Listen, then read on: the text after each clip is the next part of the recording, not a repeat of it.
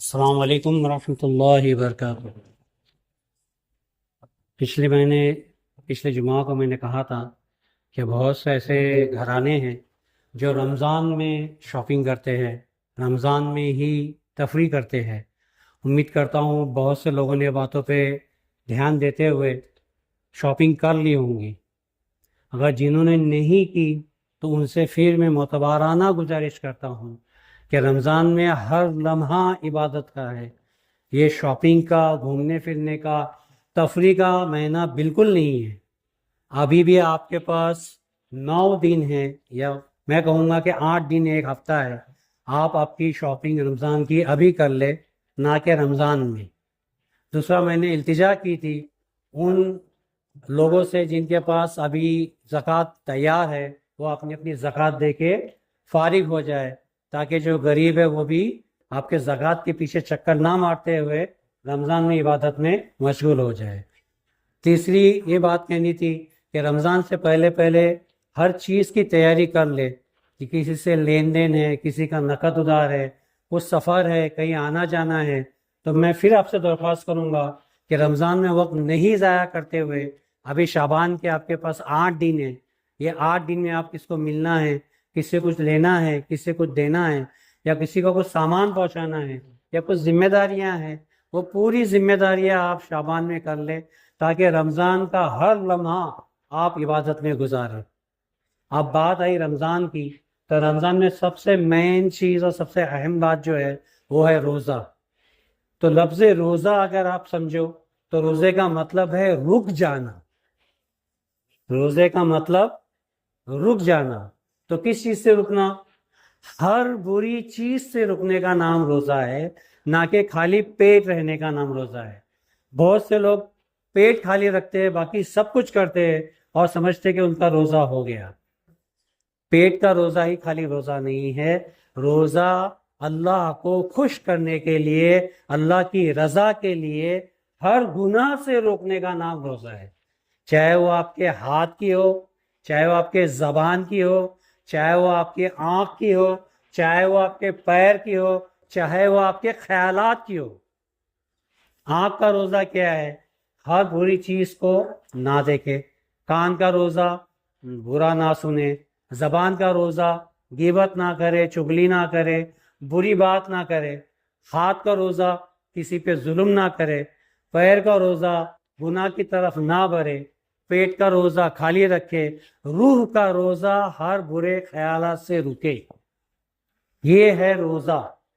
ہر چیز کو آپ روک کے رکھو گے تب روزہ مکمل ہوتا ہے۔ نبی کریم صلی اللہ تعالی وسلم کی ایک حدیث ہے جس کا معنی مفہوم میں آتا ہے کہ آپ صلی اللہ تعالی وسلم نے فرمایا، بہت سے ایسے روزدار ہیں جن کو سوائے بھوک پیاس کے کچھ نہیں ملتا۔ الفاظ سنیے، بہت سے روزے دار ایسے ہیں جن کو بھوک اور پیاس کے سوا کچھ حاصل نہیں ہوتا۔ مطلب ان کو لگتا ہے کہ وہ روزے دار ہے، ان کو ثواب ملے گا، اللہ اس سے خوش ہوگا، ان کو جنت ملیں گی، جبکہ ان کے ہاتھ میں سوائے بھوک پیاس کے کچھ نہیں آتا۔ اب وہ روزے دار کون ہے؟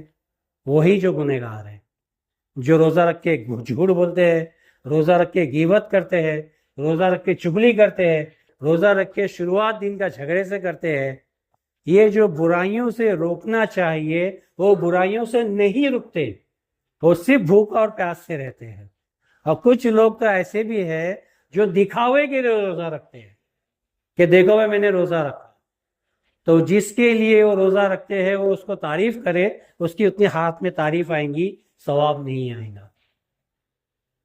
تو جن کو بری عادتیں پہلے سے ہے، میں ان سے درخواست کرتا ہوں کہ وہ عادتوں سے ابھی سے باز آ جائے، تاکہ وہ عادت ٹوٹنے میں ٹائم لگتی ہے۔ آپ روزے میں سوچوں گے کہ میں یہ برا نہیں کروں گا، جھوٹ نہیں بولوں گا، غیبت نہیں کروں گا، جھگڑے نہیں کروں گا، شراب نہیں پیوں گا، سگریٹ نہیں پیوں گا، یہ روزے میں کرنے کے پہلے ہی آپ کو اس چیز کی شروعات کرنی ہے، ابھی سے آپ کو بدلنا ہے۔ یہ 8 دن آپ کے پاس ہے، اپنے آپ میں تبدیلیاں لانا شروع کرو۔ یہ ماہ رمضان جو اللہ نے ہمیں عطا فرمایا ہے اس کو راضی کرنے کے لیے عطا فرمایا ہے، نہ کہ کسی کو دکھاوے کے لیے، نہ کہ اپنے آپ کو ٹٹولنے کے لیے۔ یہ بات اور ہے کہ روزے میں آدمی صحت مند ہوتا ہے، ڈاکٹر اور سائنس سے کہتی ہے کہ روزے سے کینسر تک ٹھیک ہوتا ہے، یہ اپنی جگہ الگ بات ہے، یہ دینی تحقیقات ہے، یہ دنیاوی فائدے ہیں۔ ہمارا ٹارگٹ دنیا نہیں ہے، ہماری ٹارگٹ آخرت ہے، ہمارا ٹارگٹ اللہ رب العزت ہے۔ کیونکہ روزے کے تعلق سے حدیثوں میں آتا ہے کہ نبی کریم صلی اللہ علیہ وسلم نے فرمایا، جس کا معنی مفہوم نکلتا ہے کہ ہر عمل کا ثواب نیکی ہے، اور نیکی جنت میں لے جانے والی چیز ہے۔ ہر اچھے اعمال کا ثواب ہے، اور ثواب جو جتنا کمائیں گا اس کو اتنے درجے ملیں گے جنت میں۔ مگر روزہ ایک واحد ایسی چیز ہے کہ اگر کسی نے بھی اس روزے کو اس کے حق کے حساب سے رکھا تو اس کا اجر خود اللہ تعالیٰ ہے۔ اب سوچو، جو مالک کے کائنات ہے، جس نے جنت بنائی، جہنم بنائی، دنیا بنائی، خود نبی کریم صلی اللہ تعالی وسلم کو مبعوث میں کیا، وہ آپ کا روزے کا عوض ہے۔ تو صحابہ نے پوچھا اللہ کے رسول صلی اللہ تعالی وسلم کہ ہم اللہ کو کیسے حاصل کریں گے؟ فرمایا کہ اگر آپ نے روزے کا حق ادا کیا تو اللہ کو آپ اس طرح دیکھو گے جیسے کہ آپ آسمان میں چاند کو دیکھتے ہو، آپ اللہ کا دیدار کرو گے، اس سے بہتر کوئی چیز نہیں۔ ارے جنہوں نے نبی کریم صلی اللہ تعالی وسلم کو ایمان کے حالت میں دیدار کیا وہ صحابی بنے، جنہوں نے ایمان کی حالت میں نبی کریم صلی اللہ تعالی وسلم کا دیدار کیا وہ صحابی کہلائے۔ اور صحابی کا درجہ، ادنا درجہ یہ ہے کہ اگر ہم وہ ایک مٹھی بھر کے اگر جو صدقہ کرے اور بہت پہاڑ کے اتنا صدقہ کرے تو بھی برابر ہی نہیں کر سکتے۔ ایک صحابی اگر ایک مٹھی بھر کے اگر جو صدقہ کرے کسی کو تو اس کا ثواب اتنا ہے کہ ہم احد پہاڑ کے اتنا بھی اگر جو صدقہ کرے تو اس ثواب کے برابر نہیں پہنچ سکتے۔ یہ صحابی کا درجہ ہے۔ اب احد پہاڑ کتنا ہے بتا دوں؟ اس کا ریڈیس جو ہے 10 کلومیٹر کا ہے، اور اونچا سوچو کتنا ہے۔ تو اتنا سارا ڈھیر آپ اگر صدقے میں دے رہے ہو جو، اور اس کے عوض میں ایک صحابی مٹھی بھر کے جو دے رہا ہے تو بھی وہ آپ سے بہتر ہے۔ کیوں؟ کیونکہ اس نے ایمان کی حالت میں نبی کریم صلی اللہ علیہ وسلم کا دیدار کیا ہے۔ اب سوچو روزے دار اللہ کا دیدار کریں گا تو اس کا مرتبہ کیا ہونے والا ہے؟ خالی خیال کرو کہ کوئی جنت دیکھ رہا ہے، کوئی حورے دیکھ رہا ہے، وہاں پہ الحمدللہ رب العالمین کوئی نبی کریم صلی اللہ علیہ وسلم کا دیدار کر رہا ہے، کوئی صحابیوں کا دیدار کر رہا ہے، کوئی انبیاء کا دیدار کر رہا ہے، اور روزے کا حق ادا کرنے والا خود اللہ کا دیدار کر رہا ہے، تو اس کا مرتبہ کتنا اعلیٰ و بالا ہے۔ تو روزہ کوئی ہلکی چیز نہیں ہے، کوئی سادی سیدھی چیز اور بھوکا پیاسا رہنے والی چیز نہیں ہے۔ روزے کی اہمیت کو سمجھو، روزہ اس کے حق سے ادا کرو۔